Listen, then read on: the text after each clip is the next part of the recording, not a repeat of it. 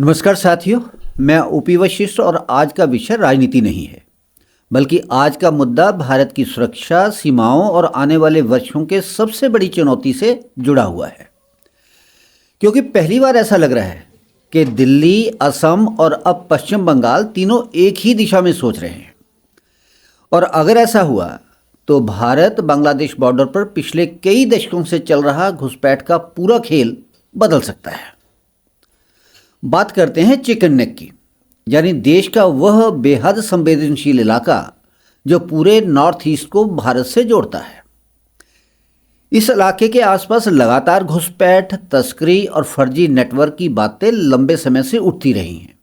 और अब असम के मुख्यमंत्री हिमंता बिस्वा शर्मा ने खुलकर कहा कि असली लड़ाई सिर्फ घुसपैठियों को पकड़ने की नहीं है, बल्कि भविष्य में घुसपैठ रोकने की है।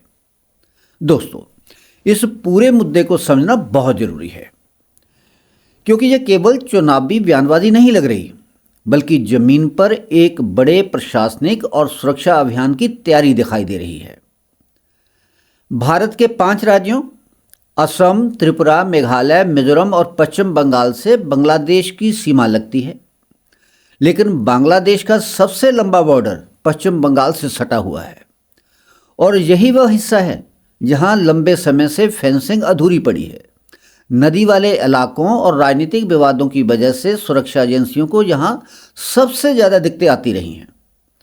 हिमंता बिस्वा शर्मा का कहना है कि बाकी राज्यों में काफ़ी हद तक फेंसिंग हो चुकी है, लेकिन बंगाल में कई जगहों पर बीएसएफ को प्रदेश सरकार की ओर से जमीन नहीं दी गई, जिसका फ़ायदा घुसपैठ और तस्करी करने वाले नेटवर्क आज भी उठा रहे हैं। हेमंत शर्मा ने यह भी कहा कि जब असम में कार्रवाई होती थी तो कई अवैध लोग बंगाल के रास्ते निकल जाते थे और फिर कुछ समय बाद नए नाम और नई पहचान के साथ वापस आने की कोशिश करते थे।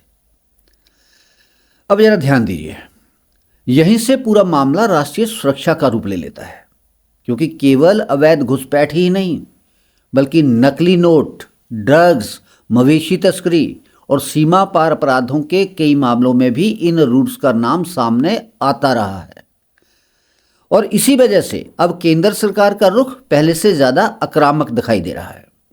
सूत्रों और सरकारी बयानों के अनुसार बीएसएफ को बॉर्डर फेंसिंग के लिए जमीन उपलब्ध कराने में तेजी से काम होगा।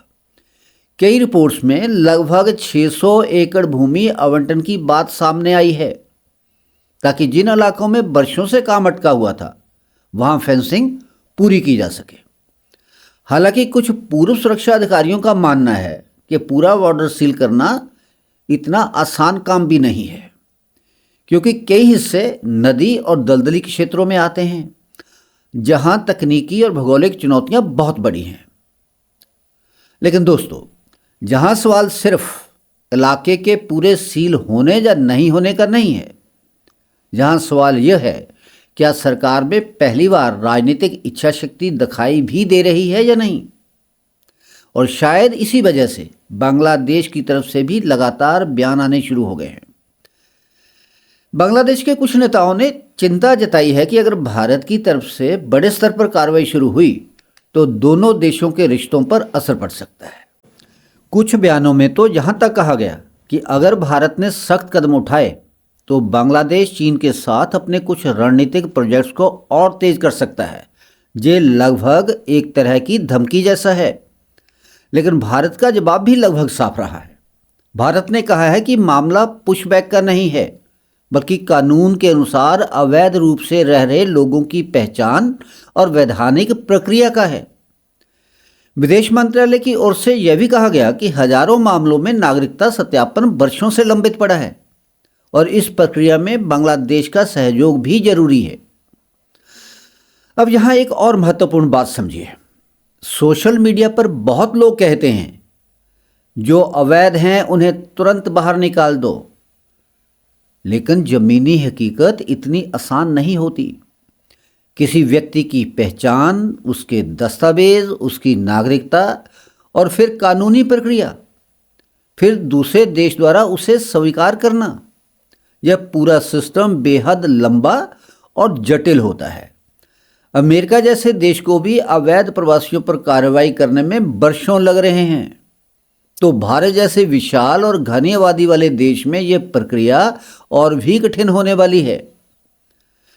लेकिन एक बात स्पष्ट दिखाई दे रही है, अब फोकस केवल घुसपैठ होने के बाद की कार्रवाई पर नहीं, बल्कि घुसपैठ रोकने पर है।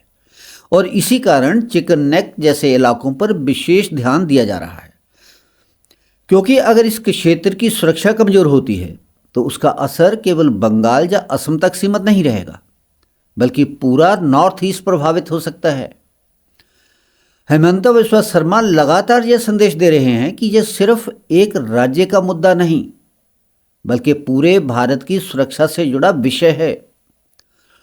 और अब देखना होगा कि आने वाले महीनों में क्या फेंसिंग वास्तव में तेजी से पूरी होती है, क्या टेक्नोलॉजी और निगरानी बढ़ती है, क्या राज्य और केंद्र मिलकर काम करते हैं, और सबसे बड़ा सवाल, क्या दशकों पुरानी इस समस्या पर पहली बार स्थायी समाधान की शुरुआत होती है? क्योंकि अगर अब भी तैयारी नहीं हुई तो आने वाले समय में जनसंख्या दबाव, जल संकट, जलवायु परिवर्तन और आर्थिक अस्थिरता जैसी चुनौतियां इस पूरे क्षेत्र को और संवेदनशील बना सकती हैं। तो दोस्तों, इस मुद्दे को केवल राजनीति की नज़र से मत देखिए। यह आने वाले भारत की सुरक्षा और स्थिरता से जुड़ा बड़ा प्रश्न है। आपकी राय क्या है? क्या भारत अब सीमा सुरक्षा पर सबसे बड़ा अभियान शुरू करने जा रहा है, या ये मामला अभी भी केवल बयानबाजी तक सीमित रहेगा? कमेंट करके जरूर बताइए। अगर आपको यह विश्लेषण पसंद आया हो तो वीडियो को लाइक करें, चैनल को सब्सक्राइब करें और इस वीडियो को ज़्यादा से ज़्यादा शेयर करें। मिलते हैं अगले वीडियो में एक नए विश्लेषण के साथ। तब तक के लिए धन्यवाद। जय हिंद, जय भारत।